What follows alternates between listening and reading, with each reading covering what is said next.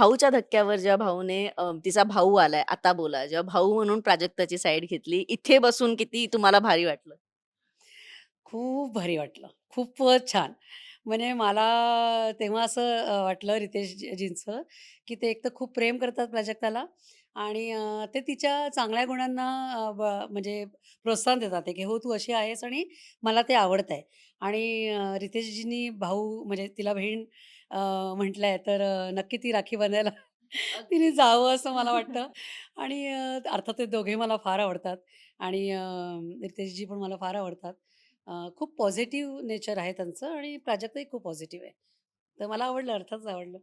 हो, मस्त. आता हे सगळं होतच राहील. पण मॅम जेव्हा पहिल्यांदा तिने तुम्हाला सांगितलं घरात, की "आई मी जाते बिग बॉसच्या घरात" किंवा "मी हा डिसिजन घेऊ का?" अर्थातच तिचा स्वभाव बघता तिने आधी परमिशन घेतली असेल, की "जाऊ का?" काय रिएक्शन होती? तुम्ही आधी या घरात बिग बॉस म्हणजे तुम्ही बघितलं जायचं, की कसं होतं? नाही, आम्ही कोणीच मी तर एकही ना हिंदी ना मराठी काहीच नाही बघितलं. कारण मला नाही आवडत हं. फार ते.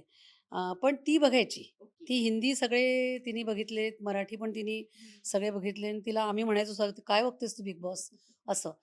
आणि ह्यात जेव्हा तिने जाण्याचा विचार केला, तेव्हा तिने अर्थात खूप स्वतः मंथन केलं, की मी गेले तर काय फायदा आहे, काय नुकसान आहे? आणि सध्या ती म्हणजे मला तरी असं वाटतं, की तिने हा निर्णय याकरता पण घेतला असेल हे, की थोडीशी इंडियन आयडल नंतर ती जास्ती दिसली नाही टीव्हीवर. हं. तर एक तो चांगला तुम्हाला एक चान्स आहे, की लोकांसमोर येण्याचा. हं. कारण खूप लोकं विचारतात, "तू टीव्हीवर का दिसत नाहीस? आजकाल तू दिसतच नाही टीव्हीवर." जेव्हा की तिने एवढं काम केलेलं आहे YouTube आणि स्वतःचं तिचं YouTube चॅनल आहे. तिने लहान मुलांचं एक हं. स्वतः कंपोज करून गाणी टाकलेली आहे. पण लोकं बघतात, नाही बघतात हं. तशी गोष्ट. आता ते सगळं जे तुमचं काम आहे, तर ते कधी येतं तुमच्यासमोर लोकांसमोर जेव्हा तुम्ही टीव्हीमध्ये दिसता. अगदीच.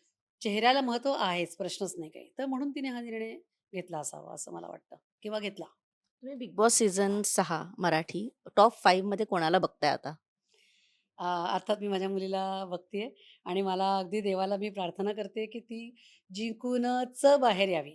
आणि कारण ती खूप स्ट्राँगली खेळते आणि ती खूप स्वतःला कंपोज करून छान खेळते. हं. अशीच ती पुढे जावी आणि ती जिंकूनच बाहेर यावी. पहिला नंबर प्राजक्ता आहे. दुसरा मी नंबर राकेशजींना देईन आहे. 3rd नंबरवर सागर. 4थ्या नंबरवर मला किंवा ॲक्चुअली थोडंसं मी चेंज करते. First Prajakta, second राखीजी. हं. राखी. राखी खूप स्ट्राँग आहे आणि खूप चांगलं तिला खूप अनुभव आहे ॲक्चुअली. हं. हं. तर सेकंड राखी, 3rd राकेशजी, सागर सागरजी आणि आत्ता जो संकेत आलेला आहे, हं. तोही मला असा खूप शांत आणि छान वाटतो म्हणजे नेचर वाईज पण आणि एकूण पण त्याचं म्हणजे मला असं वाटतं की खूप स्ट्राँग हं, पण आहे आणि हं. चांगलं सांभाळेल बिग बॉसला म्हणजे घराला, बिग बॉसच्या घराला. तर तो पण त्यालाही मी टॉप 5 मध्ये बघायला नक्कीच आवडेल मला. मराठी मनोरंजन सृष्टीमधील मालिका, चित्रपट, नाटक तसेच कलाकारांबद्दलच्या नवीन अपडेट्स जाणून घेण्यासाठी नक्की सबस्क्राईब करा इट्स मज्जा मराठी या आपल्या नवीन यूट्यूब चॅनलला.